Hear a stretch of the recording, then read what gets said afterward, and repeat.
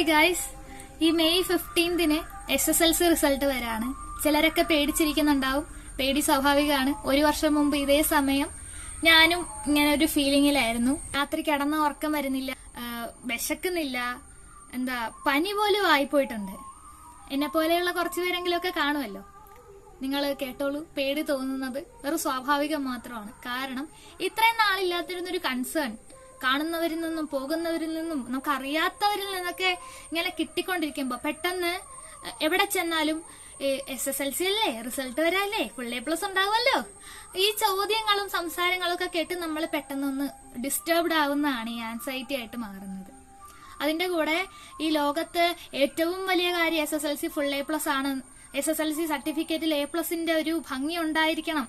ആ ഒരു നിർബന്ധങ്ങളൊക്കെ വെച്ചിട്ടുള്ള ഒരു മിത്ത് നമ്മുടെ തലയിൽ കുഞ്ഞുനാൾ മുതലേ ഉണ്ട്. ഇതൊക്കെയാണ് എന്റെ മെയിൻ കാരണം. പക്ഷെ നിങ്ങൾ നിങ്ങളുടെ കോമൺ സെൻസ് ഉപയോഗിച്ചൊന്ന് ചിന്തിച്ചു നോക്കൂ. നമ്മുടെ SSLC എക്സാമിന്റെ ലാസ്റ്റ് എക്സാം എഴുതിയിട്ട് തന്നെ 1.5 മാസം കഴിഞ്ഞു. 1.5 മാസം കഴിഞ്ഞില്ല, 1.5 മാസം ആകാൻ പോണു. 1 മാസം എന്തായാലും കഴിഞ്ഞു. ആ 1 മാസം മുമ്പ് നമ്മൾ എഴുതി തീർന്ന ഒരു പരീക്ഷയുടെ റിസൾട്ടാണ് ഈ അടുത്ത ദിവസം വരാൻ പോകുന്നത്. ഈ സമയത്ത് നമ്മൾ ടെൻഷൻ അടിച്ചെന്ന് പറഞ്ഞിട്ടോ, നമ്മളൊന്ന് അടിച്ചു പൊളിച്ചെന്ന് പറഞ്ഞിട്ടോ, കാമായിട്ട് ഇതിനെപ്പറ്റി ഒന്ന് ശ്രദ്ധിക്കാതിരുന്നെന്ന് പറഞ്ഞിട്ടോ റിസൾട്ട് വരാതിരിക്കാൻ പോകുന്നില്ല. വരുന്ന റിസൾട്ടിന് ഒരു മാറ്റം ഉണ്ടാകാനും പോകുന്നില്ല. അപ്പൊ നമ്മൾ ടെൻഷനായിരുന്നാലുള്ള ആകെയുള്ളൊരു മാറ്റം എന്താന്ന് വെച്ചാൽ നമ്മുടെ ശരീരവും മനസ്സും വീണ്ടും വീക്കാകും. അത്രേ ഉള്ളൂ. പരീക്ഷയുടെ തലേന്ന് വരെ, പരീക്ഷ തലേന്ന് കുത്തിയിരുന്ന് പഠിച്ച കാര്യമല്ല ഞാൻ പറയുന്നത്, പരീക്ഷ തലേന്ന് വരെ നമ്മൾ ഇട്ട എഫേർട്ടിനെയാണ് നമ്മൾ ട്രസ്റ്റ് ചെയ്യേണ്ടത്. അതിനെപ്പറ്റി ഒന്ന് ഇവാലുവേറ്റ് ചെയ്ത് നോക്ക്. എത്ര രാത്രികൾ ഞാനിരുന്ന് പഠിച്ചിട്ടുണ്ട്, എത്ര നാളെ ഞാൻ നേരത്തെ എണീറ്റിരുന്ന് പഠിച്ചിട്ടുണ്ട്, പരീക്ഷ തലേന്നൊക്കെ ഞാൻ എന്തോരം ഇരുന്നാ പഠിച്ചത്. ആ പഠിച്ച കാര്യം, നമ്മൾ വർക്കിട്ട കാര്യം മാത്രം നമ്മൾ നോക്കിയാൽ മതി, റിസൾട്ടിലേക്ക് പോകണ്ട. ഒന്നാമത്തെ കാര്യം, നിങ്ങളുടെ ബാച്ചിന്റെ വർക്ക് ലോഡും നിങ്ങളുടെ എക്സാം എത്ര ടഫായിരുന്നു എന്നുള്ളതൊക്കെ നിങ്ങൾക്ക് മാത്രമല്ല, അതിപ്പോ ഒരു ചർച്ചാ വിഷയം ആയിക്കൊണ്ടിരിക്കുന്ന ഒരു കാര്യമാണ്. എല്ലാവർക്കും അറിയാം. നിങ്ങളെ ജസ്റ്റിഫൈ ചെയ്യാൻ വേണ്ടിയിട്ട് പറയുന്നതല്ല, നിങ്ങളുടെ ടീച്ചേഴ്സും അത് സമ്മതിച്ചിട്ടുണ്ട്.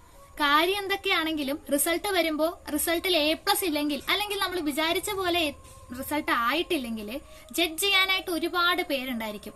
അതുപോലെ തന്നെ അടിപൊളി റിസൾട്ട് ആണെങ്കിൽ നമ്മൾ കുറെ നാൾ നിലത്തൊന്നും ആയിരിക്കില്ല നിൽക്കുന്നത്. അതൊക്കെ കുറച്ച് നാളത്തേക്ക് ഉണ്ടാകുള്ളൂ. ഒരു ദിവസം ജഡ്ജ് ചെയ്യും, 2-ാമത്തെ ദിവസം ജഡ്ജ് ചെയ്യും, 3-ാമത്തെ ദിവസം ആകുമ്പോൾ എല്ലാരും മറക്കും. റിസൾട്ട് എന്തായാലും അക്സെപ്റ്റ് ചെയ്യുക, അല്ലാതെ നമുക്ക് വേറെ വഴിയൊന്നുമില്ല. എന്റെ ബാച്ചിന് ഞാൻ പറയട്ടെ, കമ്പാരിറ്റീവ് നിങ്ങളെ വെച്ച് കമ്പയർ ചെയ്യുമ്പോൾ വലിയ വർക്ക് ലോഡൊന്നും ഇല്ലായിരുന്നു. സാധാരണ ഒരു ഇതായിരുന്നു. അതുപോലെ തന്നെ എക്സാം ആണെങ്കിലും അത്യാവശ്യം കവർ ചെയ്തിട്ടുള്ളവർക്ക് അത്യാവശ്യം നല്ല മാർക്ക് മേടിക്കാൻ പറ്റുന്ന എക്സാം തന്നെയായിരുന്നു. എനിക്ക് അത്യാവശ്യം മാർക്കും ഉണ്ടായിരുന്നു. എന്നിട്ടും റിസൾട്ട് വരുന്ന സമയത്ത് ഞാൻ ഭയങ്കരമായിട്ട് ടെൻസ്ഡായി. അപ്പൊ നിങ്ങളുടെ കാര്യം പറയണ്ട, നിങ്ങൾക്ക് ടെൻഷൻ ഉണ്ടാവും. പക്ഷെ നിങ്ങൾ ഈ കാര്യം ഒന്ന് ഓർത്ത് നോക്കുക, എന്തിനാ ടെൻഷൻ അടിക്കുന്നത്. ഇനി ചിലർക്ക് നമ്മുടെ വർക്ക് ഇട്ടത് പോരായിരുന്നു എന്നുള്ളൊരു ചിന്ത വരും. അങ്ങനെ ചിന്ത വരുന്നുള്ളവരോട് എനിക്ക് പറയാനുള്ളത്, റിഗ്രറ്റ് ഉണ്ടാവണം തന്നെയാണ്. റിഗ്രറ്റ് ഇവിടെ ഉണ്ടാവണം. ആ റിഗ്രറ്റിന് നമ്മൾ യൂസ് ചെയ്യേണ്ടത് അതൊരു ഡിപ്രഷനിലേക്കുള്ള വഴിയായിട്ടല്ല. ഇനി ഇങ്ങനത്തെ ഒരു ഫീൽ എനിക്ക് എന്റെ മനസ്സിൽ ഉണ്ടാവില്ല എന്ന് നമ്മളൊന്ന് തീരുമാനിക്കാം. അതിനു വേണ്ടി വർക്ക് ഇടാൻ തുടങ്ങുക, അത്രമാത്രം. ചെറുപ്പം മുതലേ SSLC എന്തോ വലിയ സംഭവമാണെന്നുള്ളൊരു മിത്ത് തലയിലുണ്ടായിരുന്നു. പക്ഷെ +1ലേക്ക് വന്നപ്പോഴേക്കും അതങ്ങ് മാറിക്കിട്ടി.